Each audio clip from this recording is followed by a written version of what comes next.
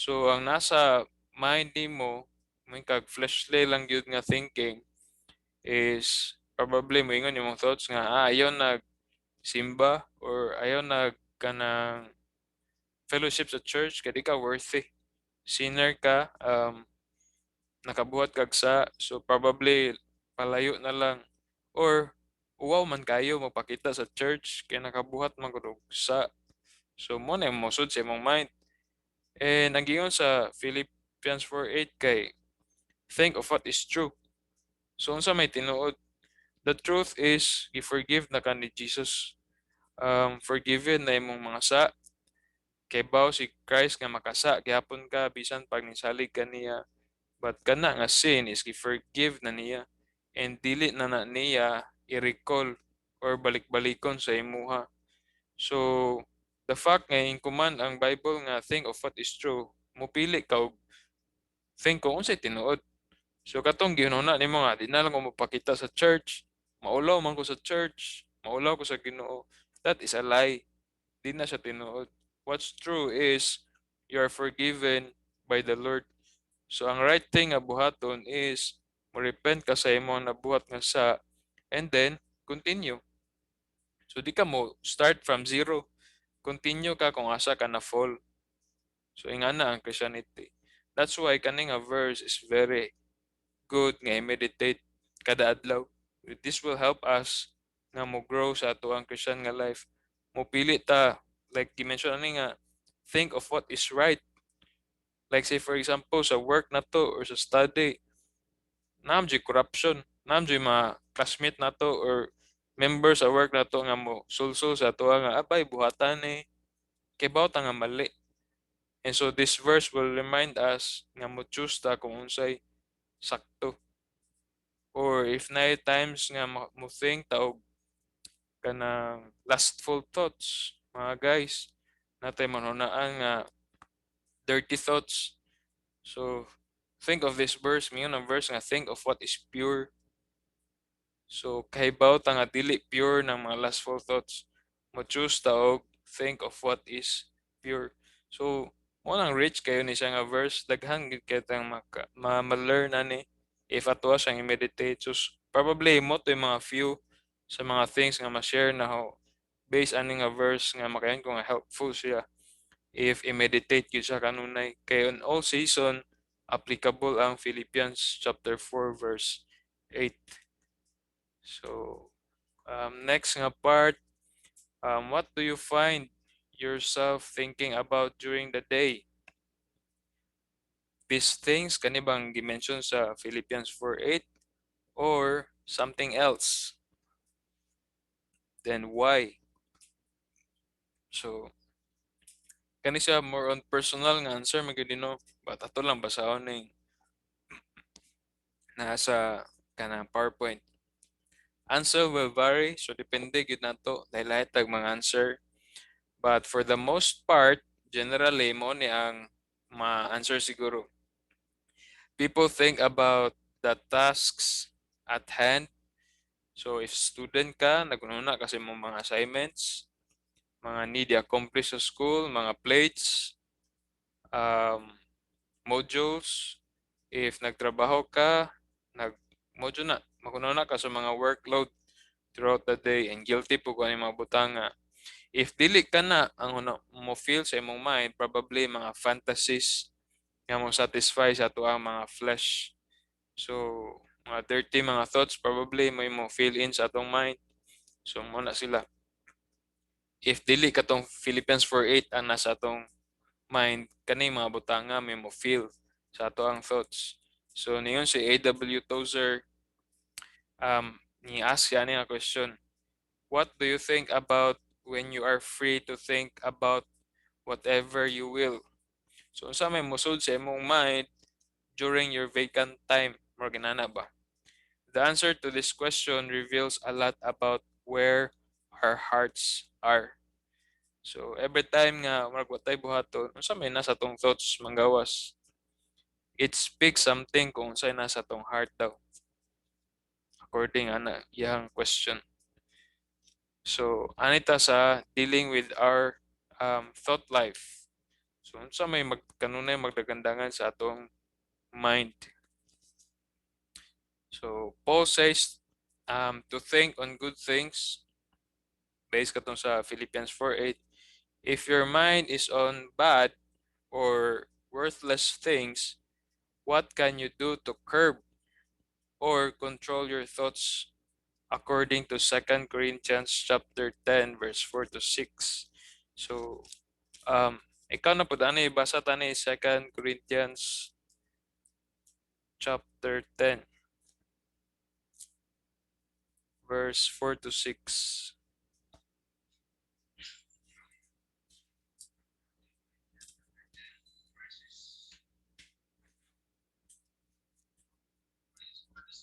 Mhm.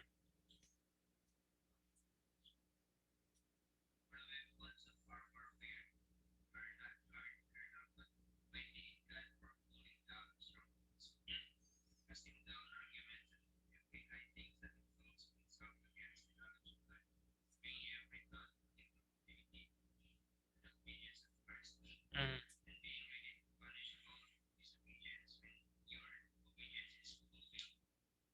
Mm. So, unsa nga version na tani ESV? KJV, NKJV. Okay. So, mabasa ko NLT put 2 Corinthians chapter 10 verse 4 to 6. We use God's mighty weapons, not worldly weapons, to knock down the strongholds of human reasoning and to destroy false arguments. Verse 5, we destroy every proud obstacle that keeps people from not knowing God. We capture their rebellious thoughts and teach them to obey Christ. And after you have become fully obedient, we will punish everyone who remains disobedient. So muna according ana nga kanang verse. Again, ang question is, if your mind is on bad or worthless things, unsa daw mabuhat nato para ma-curb or ma-change or para ma-control atong thoughts based ani nga verse. So, it is impossible daw to stop thinking. Tinod man dyan na. Di pwede wala tayo naon na dyan na. It is impossible to stop thinking about something unless the unwanted thoughts are replaced with other, more desirable thoughts. So, example, tell a person not to think about rainbow. Like ako, mayon ko ni Joshua nga, Josh, ayaw pag na og rainbow. So, musod ko na sa mind ni Joshua from kanang nga word rainbow. Kaya na-mention man. So the first thing that will pop into that person's mind is a rainbow. So yan na ang analogy. If you want that person not to think about a rainbow, i-redirect iyang thoughts. Redirect his thoughts by telling him to think of something else. Nemra gitchat si Kuya Kenneth. Nawala ko, na-off akong computer, nag-restart. Okay ra. Mo reply sa ako ni Kuya Kenneth ah.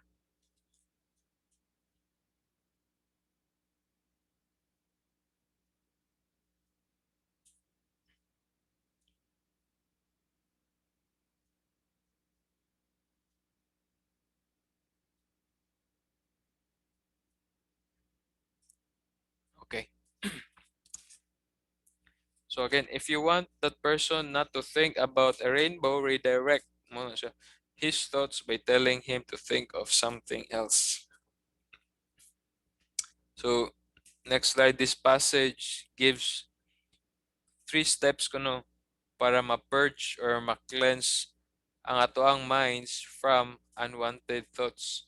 So unsa man ning 3 steps para ma-purge atoang dirty or unworthless or unwanted nga mga thoughts.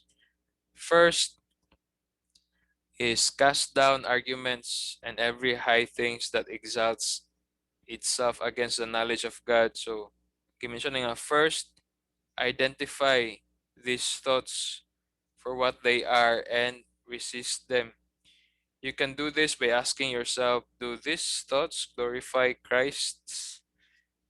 So, kaniya question will screen murabag masa niya ang imong thoughts if this is right. or if this thought is wrong by asking your question, kani ba nga hunahuna maka-glorify ba ni Christ? So mo na first i-identify nimo ang imong thoughts. I-categorize nimo siya as good ba or bad. Mo na first step kuno. And then second, bring every thought into captivity to the obedience of Christ. So bring those thoughts into the presence of Christ. If ma-figure out nimo, may bawaan nimo nga kani nga thought is wrong, dadon na nimo into the presence of Christ. So it's simply like thinking of Jesus Christ while thinking of that wrong thing. So somehow ma-aware ka ba, makahibaw ka nga Christ is looking at you, Christ is observing you not just from a distance but within you. So ma-alarm ka somehow nga wala kay ma-hide from the Lord. Even your deepest thoughts, kahibaw ang Ginoo ana. It's just that nakalimot ka nga kahibaw ang Ginoo, nga kahibaw siya sa imong ginahuna. At that moment nga nagununa ka og wrong. So dadon na nimo in the presence of Christ. And when we do this, the vain thoughts are driven out. If truly Christian nga growing ka nga Christian, na ma-create nga shame sa imuha nga heart. The moment nga you think of Christ, and then you're thinking that wrong nga thought, murabag, if Lord na nimo si Christ, mo choose you ka to abandon that dirty thoughts. Kay kahibaw ka nga dili siya malipay ana nga thought. So it's in the lordship gyapon sa Ginoo gyapon. Is Jesus Christ the Lord of my life mo na siya. As Christian, siya man jud ang Lord nato. Even if dili nato siya i-acknowledge as Lord, whether we like it or not, He is Lord. So it's just that we have to respond gyud sa Lordship sa Ginoo. Dili lang in the outside, but even sa ato ang thoughts, sa ato ang mind. So every dirty thoughts, we bring that into the presence of Christ. So mo na second thing. And then, third, be ready to punish all disobedience. So morning apart. To be successful at this, we must be willing to discipline ourselves and persistently stay at it. So mo involve gyapon siya og discipline. Daghan gyud na sa Christianity may kag magsurya tag love, relationship, na discipline, na waiting nga time.